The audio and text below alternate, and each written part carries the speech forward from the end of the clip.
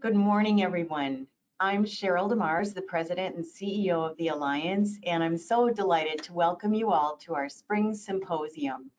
I know a year ago I said to you that this has become a reunion of sorts, and we very much miss being at Monona Terrace, and probably most of all miss the granola bars.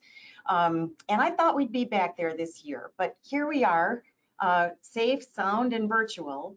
But we hope to see you in person very soon. There are about 300 people registered for this event this morning, which is wonderful. Welcome, everyone. A few housekeeping items before we begin.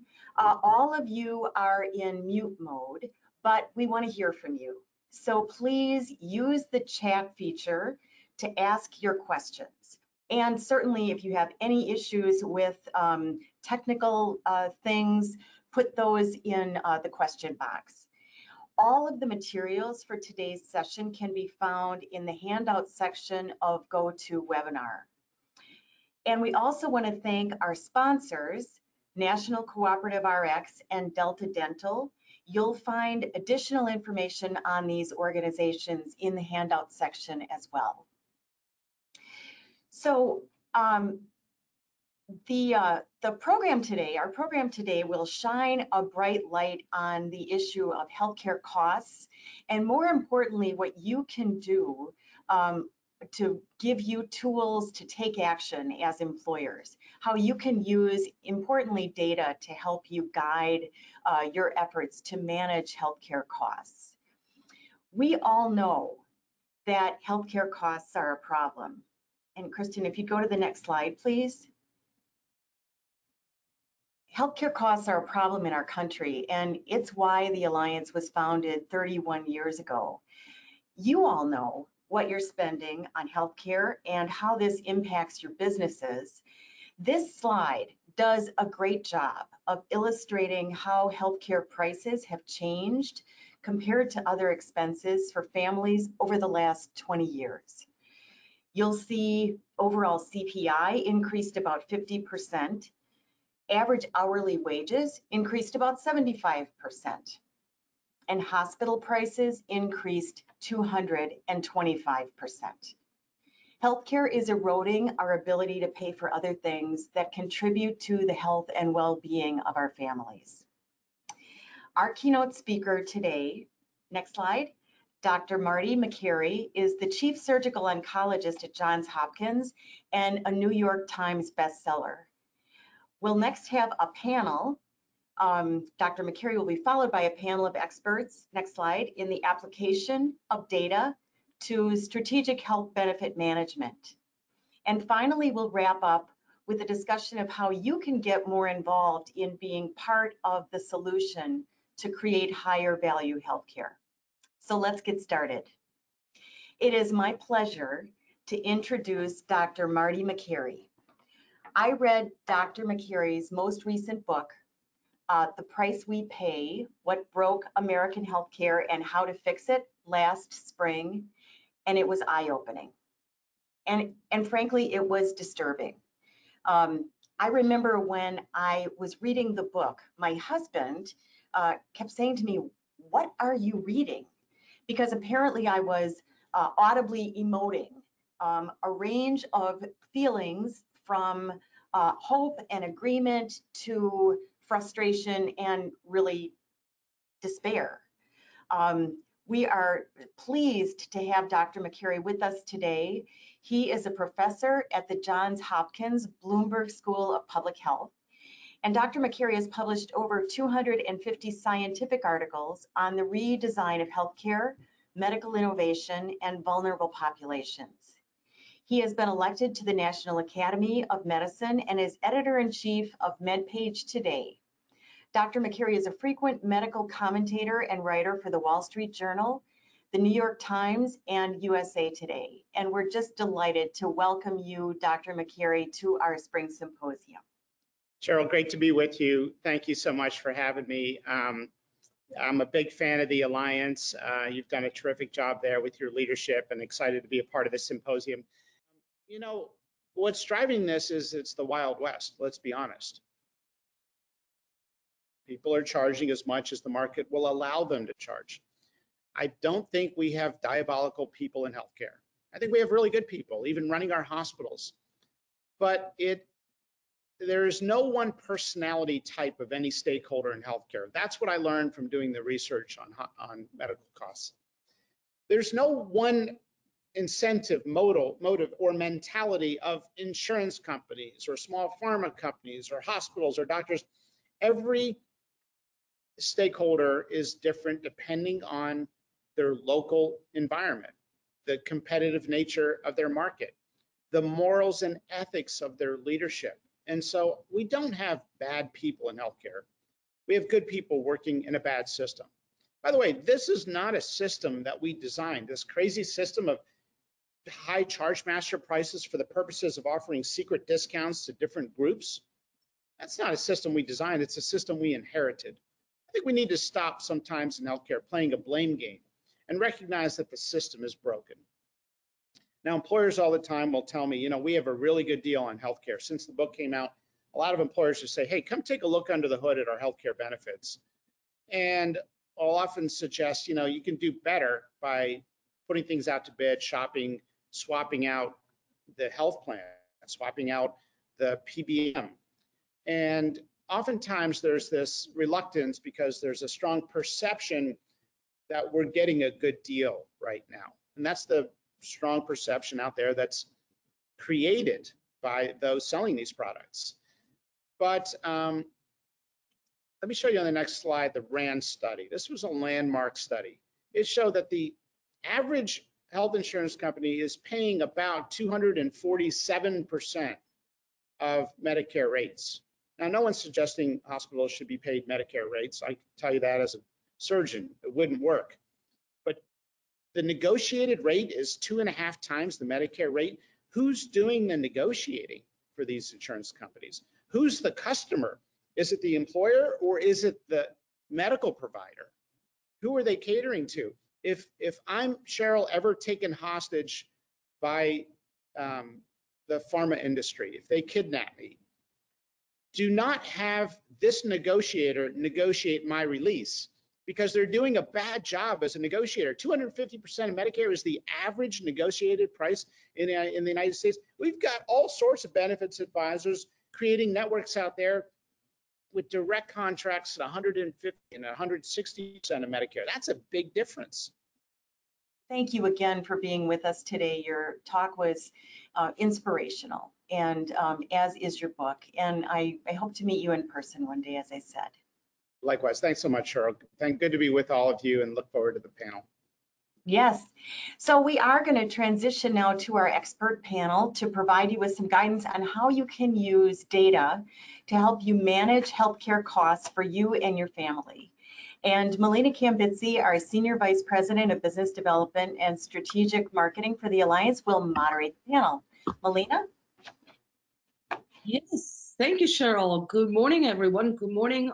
Yeah, it is good morning, I think, for most of us. Dr. Makary, I love that couch of yours in the background. And I think many of us would love to be there right now and continue this conversation for hours. Thank you. Just to say, yes, an amazingly inspirational chat. And, you know, I am lucky to work with our almost 300 employers almost on a daily basis. And I'm also as lucky to work with their amazing consultants. And I have 3 consultants here with me to help us with some actionable strategies that employers can take. And so I would like to introduce them.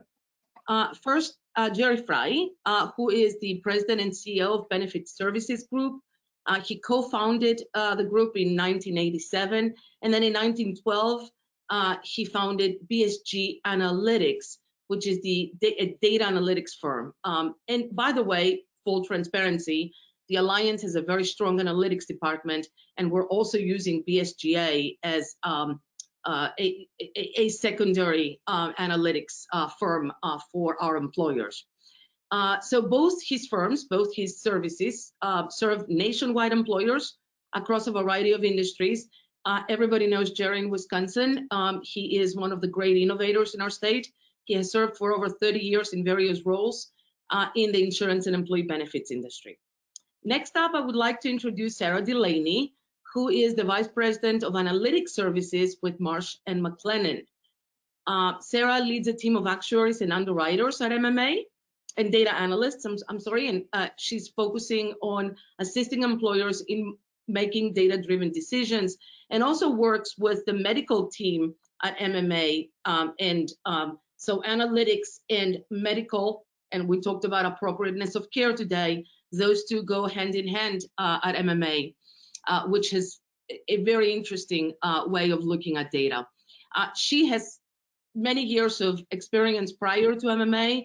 I'm not going to go through everything because we have a very short time, but she is an expert in underwriting, benefit design, predictive modeling, reinsurance, provider contracting, and also in assisting employers with their employee benefit needs. Last but not least, a lady that almost needs no introduction in Wisconsin, Sarah Hames. She has also been a consultant with over 30 years of experience in our region. She is the principal with NBS Advisors, has worked over the years closely with many of our employers at the Alliance.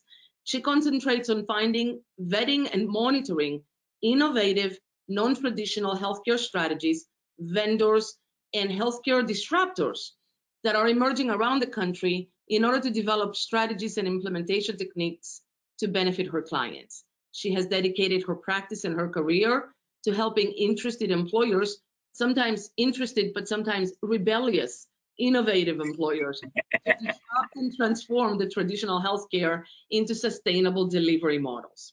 So thank you all for joining me today. We have about 30 minutes. I know it's quick. It's going to go by very quickly. I want to start with a question for all of you. To say that we know healthcare is expensive for employers and employees is an understatement, as we just spent about an hour listening to the good Dr. Makary. You all work with data on a daily basis. So based on your work, based on the strategies you've helped employers employ, can you help us with what strategies or actionable change have you seen employers implement to make healthcare more affordable for both their companies, their fiduciary responsibility, self-funded plan, but also for their employees? And with that, I would like to start with Jerry, if I may. Thank you, Melina. Great speech by Dr. It was just fantastic. Hey, I would like to say that one of the things in data that is really important for employers and helps them to implement the right kinds of strategies to reduce the costs and improve the quality of care is to understand this appropriateness thing that was brought up. And so when we look at what drives the cost of healthcare on a macro basis for employers for commercial care, we find that the total cost of care is influenced about 17% by the difference in prices. The other 83% is this issue of appropriateness, employee engagement, outcomes, efficiency of providers, and obviously quality of care. And so the big part is it's really important that we have ways to measure to get to those issues. And so one of the favorite tools that we use is to take all of this transactional data and move it from just the claim data by itself, the transactions, to episodes of care. So now you get longitudinal looks at each patient and what the doctors are actually performing or whatnot. The idea here is episodes of care cover something from initial diagnosis, sometimes even a little before that, to some period of completion or some period of measurement for chronics like diabetics. The issue is that most of the reporting that you get from the major carriers, in particular the BUCAs, that's Blue Cross, United Healthcare, Cigna, Aetna, that group. The fact of the matter is they give you they'll give you information on diabetics from the transactional, and we'll often get things that say, hey, this employer is running really well, they're 20% under average. And we'll look at the actual episodes of care for the treatment of diabetes, and that'll be 20% above average. So it becomes really important to understand that transactional data gives you a lot of false positive, false negative. get to something where you can actually understand the continuum of care and what's being delivered. The other thing is when you actually look at the efficiency of individual providers around these individual episodes, it's not unusual for us to find fire and forget medicine, in particular for type 2 diabetes, where there are not enough office visits to actually allow for the refills of the insulin. That it's clear that what's happening is the pharmacy's calling the doctor's office and getting it refilled because the patient, didn't show up. And so the fact of the matter is, what we find is 67% of the excess insulin being delivered is because of this lack of relationship with the primary care physician. In addition, it's not unusual for us to find that 3 providers generally will be responsible for the vast majority of that.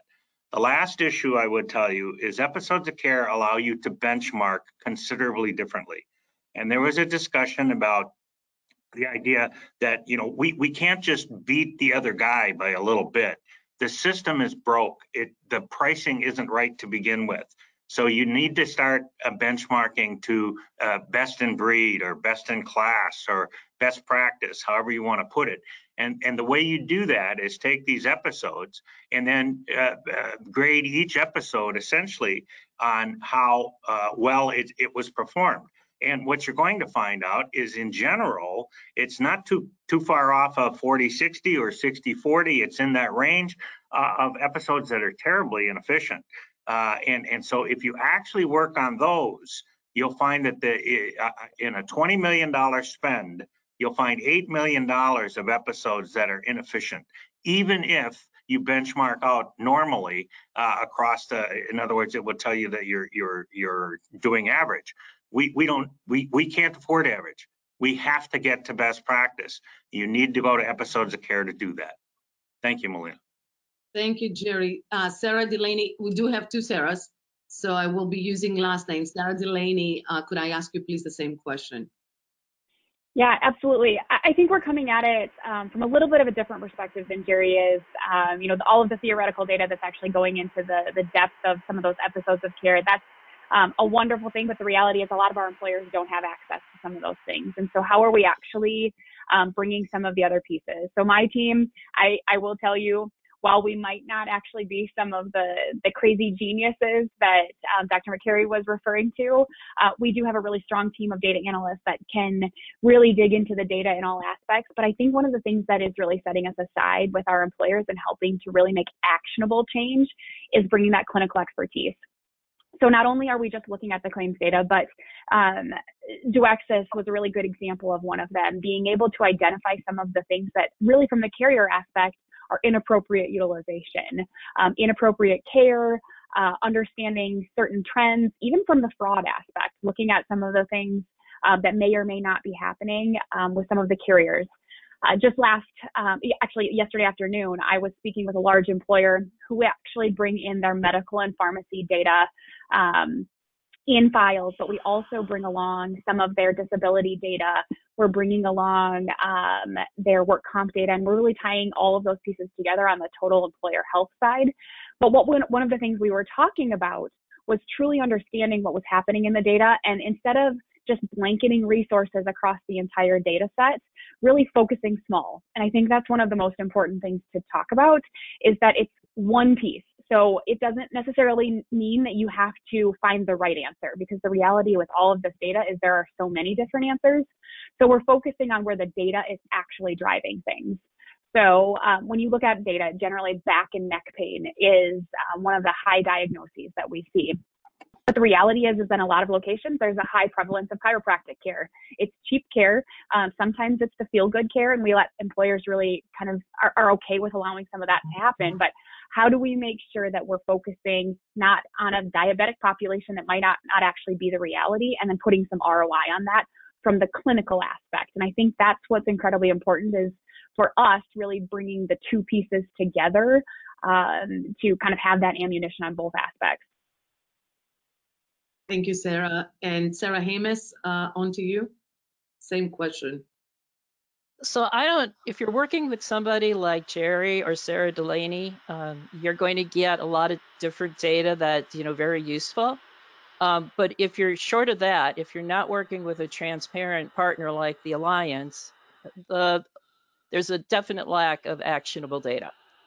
So you might find that your emergency room visits are, too high, and you tweak your plan design to accommodate that, or mental health too low, same thing. But I think the one statistic you can get at, and Dr. Makary talked about this, is what is the member spend?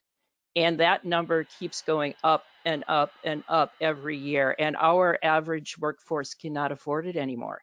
So I think it's really important that employers recognize that your people aren't getting the care that they need because they're afraid to.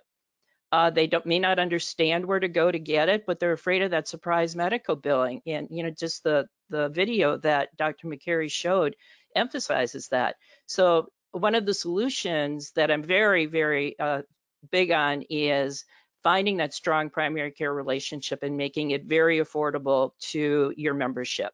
That could be direct primary care, where you find that trusted provider who's going to do appropriate care and take a lot of time with patients and actually really, treat them and keep them from being referred into a system where they lose their way and accumulate bills, or employer-sponsored, on-site clinic. Or maybe even it's a relationship with the convenience, the walk-in clinic in your community, but some safe place that people can go and feel that they can get the care they need without worrying about affordability. I think that's probably the most profound actionable item I could relate to employers today. Yes, thank you, Sarah. It's fascinating, and many of our audience have heard many stories from me, but because I like stories. But University of Pennsylvania, that first slide that Dr. Makary showed, I used to live in Philadelphia, and I had 10 years ago a relatively routine surgery there. 10 years ago, my employer paid $49,000 for that, and it was $2,000 out of pocket for me. So that philanthropy that he was referring to, so my next question, and Sarah Hames, I will start with you.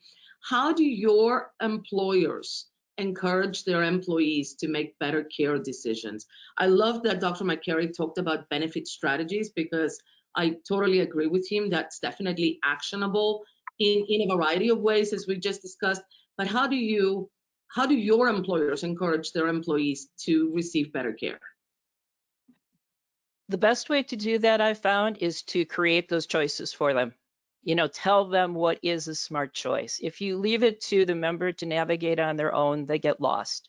Yes, there are some tools out there that may help them, but they're not all that accurate and they're confusing, etc. And if you say, this is a smart choice, this is a good choice, and I'm going to incentivize you to go there, I think you make progress very, very quickly. And again, if they know that it's free, I'm a big fan of free care. But at least low-cost care, it's an easy decision for them to make. You don't take away their choice. You still allow them to have broad, a network of broad choices that they want it. But for those who don't know where to go and, just want that confidence that if I go here, I'm going to get that good care, I'm not going to have to worry about the cost, it's just huge. So another question that we got from the audience, can there ever be too much data?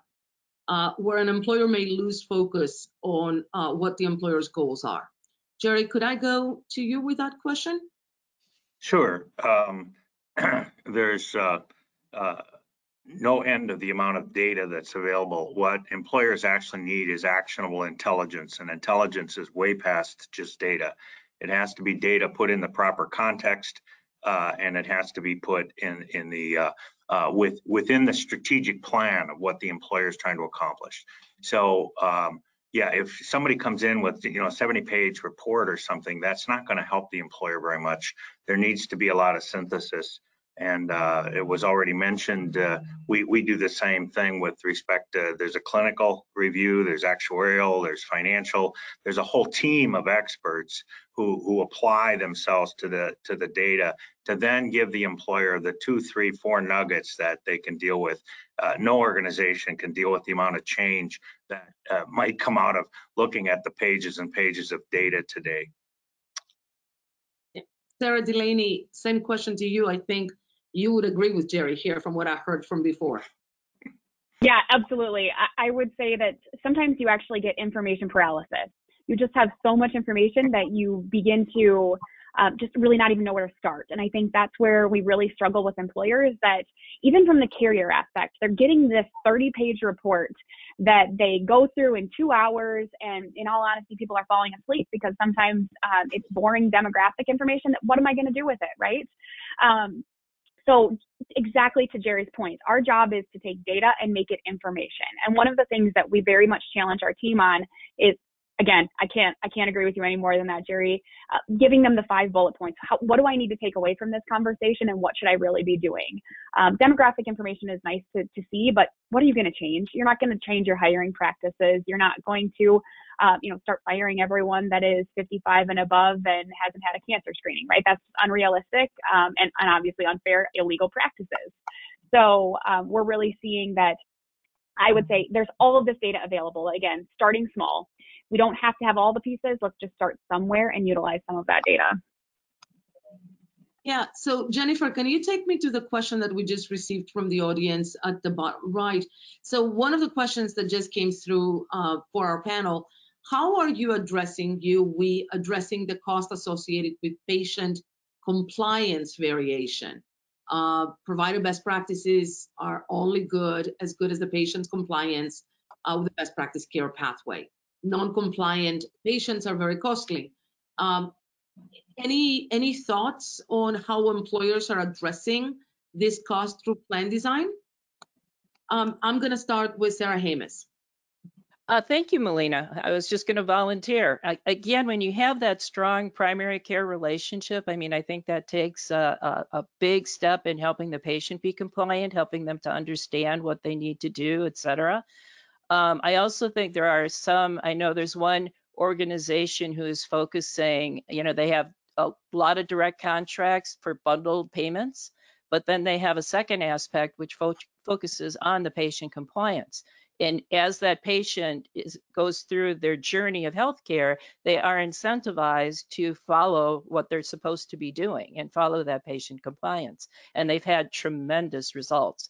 In one company that they've tried this on, and it's a fairly big company, they had 98% compliance, which is amazing.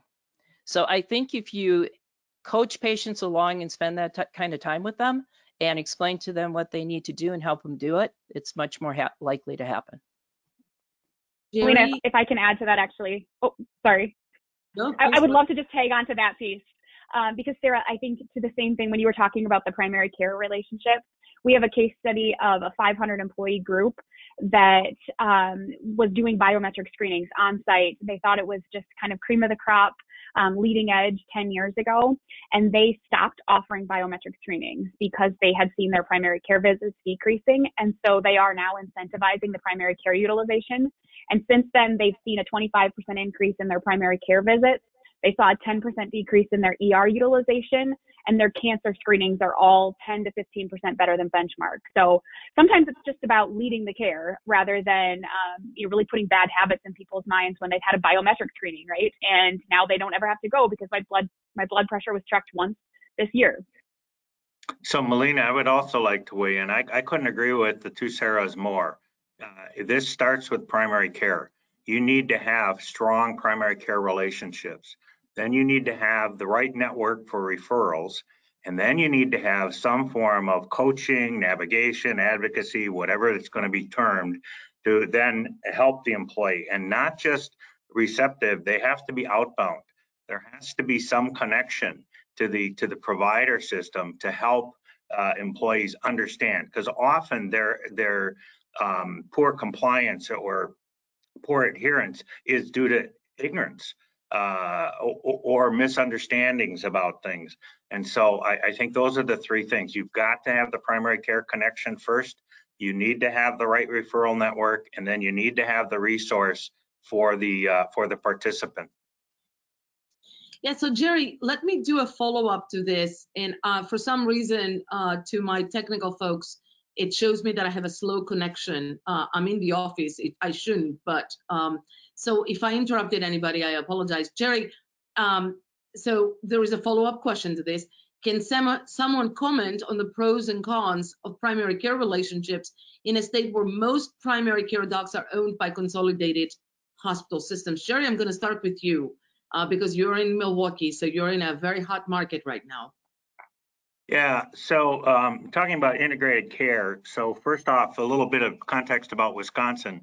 Wisconsin has more integrated care systems than any other state on a number of cases. We also have the most or the highest concentration of provider-owned health plans, right, where we have these HMOs and whatnot owned. So this is a very common problem, Melina, in Wisconsin. And so it is necessary that the primary care be held to account against best practice primary care situations, because these health systems in many cases are going to try and steer all the care internally, and they're going to make the same argument that I heard doctor talk about, that the carriers are going to say you need to keep the pharmacy with us because it's integrated, right? Well, the same thing's going to happen with the health system. And so you do need to have some position to go outside. It is very difficult to do direct primary care in Wisconsin. I'm not saying it's impossible, just saying you really have to work. You have to use people like Sarah, or maybe us to get there, because it's tough. There are not that many independent primary care physicians anymore. Yes, so Sarah, since the baton was passed to you by Jerry, because you talk about direct primary care, which is different than the integrated systems that we currently have. Do you want to talk a little bit more about that as well?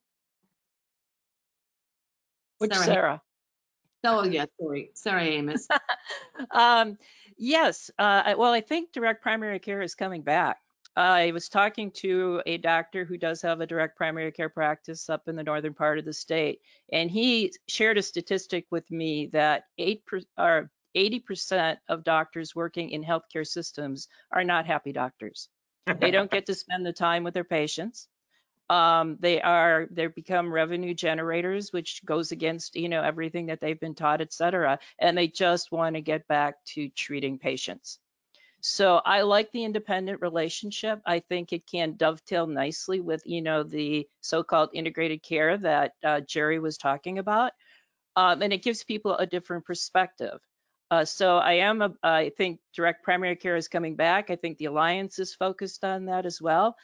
Most of my clients had their own employer-sponsored clinic, and those, if you spend time with it and you do it right, can be amazingly successful. And they all were very successful with it, both from a patient appreciation, and better outcomes. I mean, their costs just stabilized, their care stabilized, and you saw decreases in even hospital care, outpatient, inpatient, ER, all of those things, because of it being a little bit more tightly controlled, but in a manner that just benefits the patients.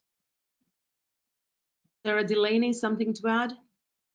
Yeah, I think the reality is this is somewhat of a systemic problem, right? The reality of the fee-for-service payment methodologies, I think, are a huge piece of it.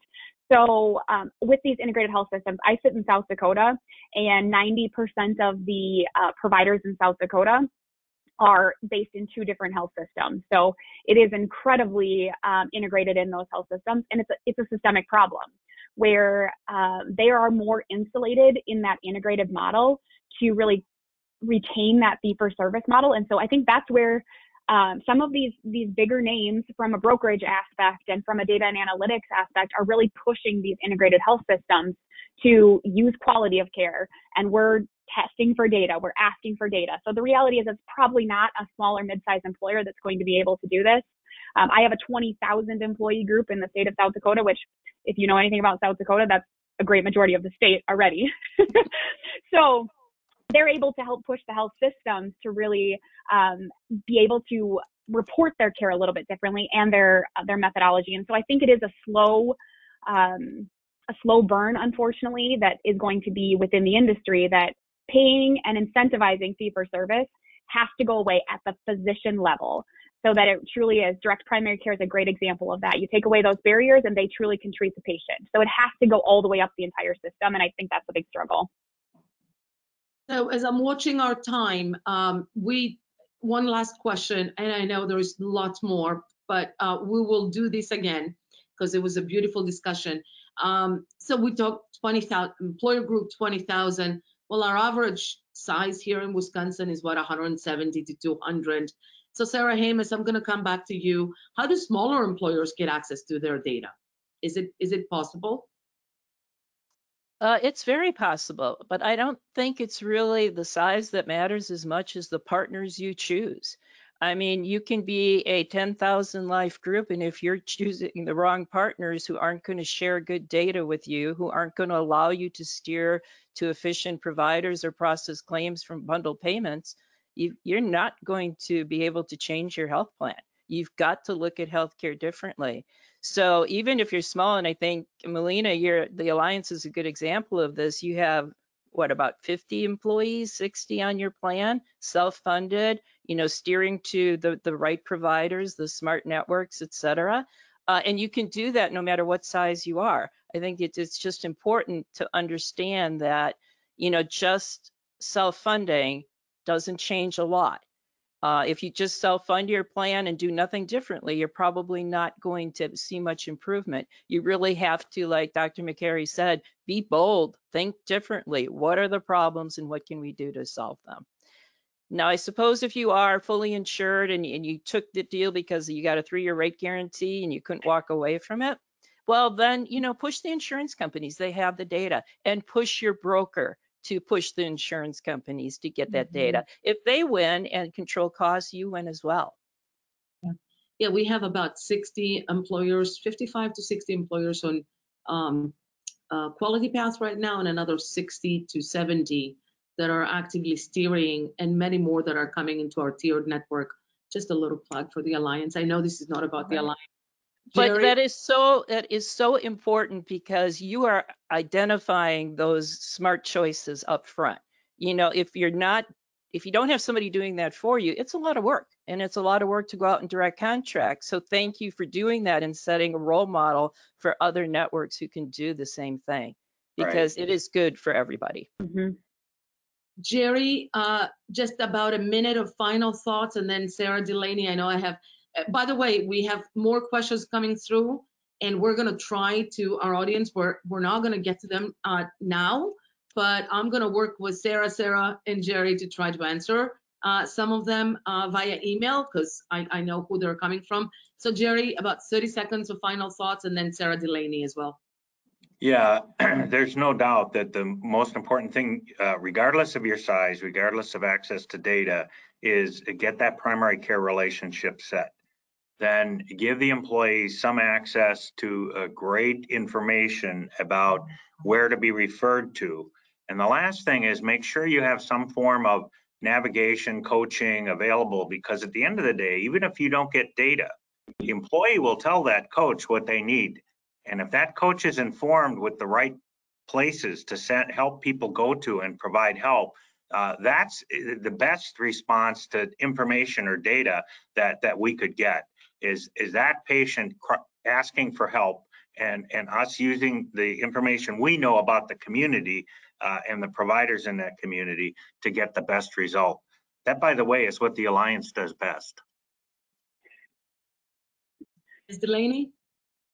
Yeah, I think the only thing I would add, Sarah and Jerry really said a lot of it, is holding your vendors and your partners accountable, as well as your employees.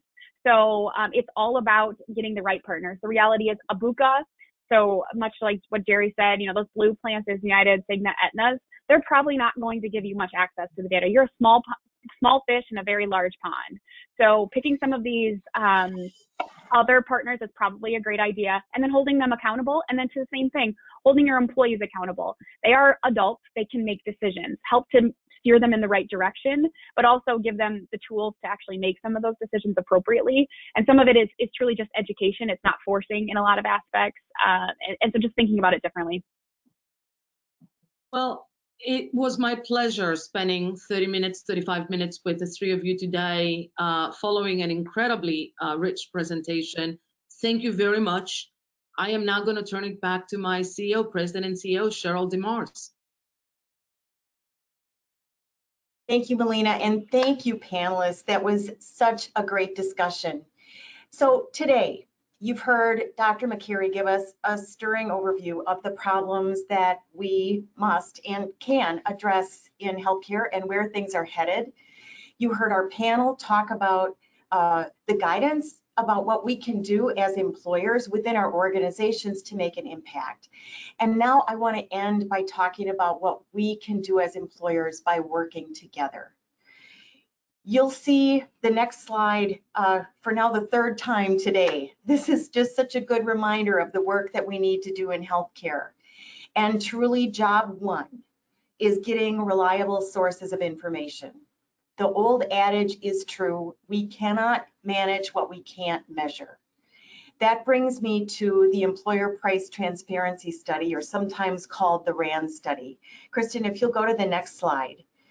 This is why employers have come together from across the country to work together with the RAND Corporation to establish an independent, objective data resource to help us compare the prices we're paying to one another and really shine a light on high healthcare prices, state by state, community by community, hospital by hospital. The goals of the RAND study are to help us be better informed shoppers of healthcare on behalf of our companies and the employees for whom we provide health benefits. It's also, another goal is to hold hospitals and health systems accountable for the prices that they are negotiating. And finally, to put the prices that we're paying in perspective by benchmarking commercial prices to Medicare. If you go to the next slide, this describes RAND's approach, and this is where you come in. The study relies on data from self-funded employers and public claims databases and some not-for-profit health plans. RAND takes in all this data, combines it with data from these other sources, and publishes a public hospital price report, which is posted online for free. The report includes hospital-specific prices, along with some high-level indicators of quality. Self-funded plans, employers who participate in the study, can also receive a private report. I'd like to show you now what we learned through the last round of the study, which was published last September. This graph, the graph that you're seeing, shows state by state the prices paid to hospitals by the commercial market, that includes all of us, expressed as a percent of Medicare. The red boxes are the combined total for inpatient and outpatient care. And as you'll note, Wisconsin and Illinois are at the high end of that graph, coming in 10th and 13th most expensive out of the 47 states that were included in the study. In Wisconsin, we're paying about 290% of Medicare. In Illinois, we're paying about 280%. And the national average is around 247. So we've got work to do. Data from employers in Wisconsin and Illinois, from around the country, as well as employers who are headquartered here in the state, contributed their data to fund this study or to fuel this study. And on your behalf, I want you to know the Alliance is digging into this information along with the newly acquired data from hospitals to understand the drivers of high prices and what steps we can take to control prices while ensuring good quality care. We are only just beginning this work. Let's flip next to the slide showing you a snapshot, a condensed version of what you can learn from a private report. So employers who participate in the RAND study can also purchase a private report that shows you what you are spending by hospital compared to what Medicare would have spent for the same care at that same facility. Through the private report, you can also see what your health plan paid compared to the average of other plans in the market. And I'll go back to what I said a few minutes ago when we were wrapping up with Dr. Makary. It's really cold comfort to know that you're paying a competitive rate in the market if the market is too high. And that's the truth. in Wisconsin and Illinois and in many other parts of the country, and that's what we need to fix. These insights help us with that quest and have been up to this point hard to come by. If you go to the next slide, this tells you how it is that you can participate. First of all, participation is open to all self-funded employers, and the more the merrier. The more data going through the RAND analytic process, the more robust and sturdy the results. Note that if you are a member of the Alliance, your data will already be part of the study. You don't need to take any action unless you want a private report.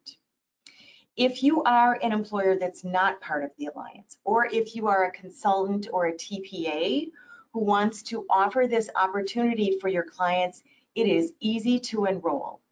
Just contact RAND, and the contact information is on this slide, by May 28th. And footnote, there's a little flexibility in that date, but do your best to contact them by May 28th. Many carriers and TPAs are already familiar with this study. This is the 4th round that we're on now, and so have national data use agreements in place, making it very easy for employers just to contact their account representative to let them know that they want their data to be part of the study. Next, I want to talk about how you can get more involved with the Alliance. If you are motivated by what you heard today, if you want to get more involved in what the Alliance is doing, there are a number of opportunities that I want to leave you with today. The first is our Health Policy Committee. If you go to the next slide, the Health Policy Committee is an opportunity to inform public policy issues that are consistent with our mission.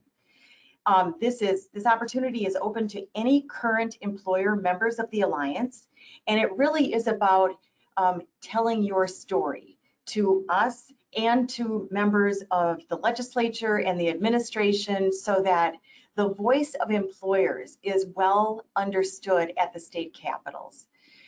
It is critically important that lawmakers and policymakers understand how healthcare prices and healthcare quality issues and issues of appropriateness are impacting employers and employees. This group meets about 4 times a year, plus minus, and may connect virtually. Well, we do connect virtually now, but may connect through email in between times. A second opportunity to get involved with the Alliance is through our board of directors. You will soon be hearing about our effort to recruit new candidates to stand for election to the Alliance Board of Directors. The Board of Directors helps guide the strategic direction of the organization, and this opportunity is open to, again, employer members of the Alliance. And to help balance the composition of the board, in particular, we're looking for CFOs, CEOs, COOs, members of the C-suite who are involved in healthcare decision-making for your companies. However, strategic HR people are welcome to let us know of your interest as well. In addition, we're looking to add representation on the board in areas where we are growing, and that includes the lacrosse market and Wausau. Now, all members of the Alliance who fit those criteria of being a current member are welcome to express your interest. I'm just knowing some additional criteria that may factor into our selection of a slate of candidates to serve. I also want you to know about another opportunity. This is our Health Transformation Award. We have begun the process, our annual process of recruiting for recipients of our Health Transformation Award.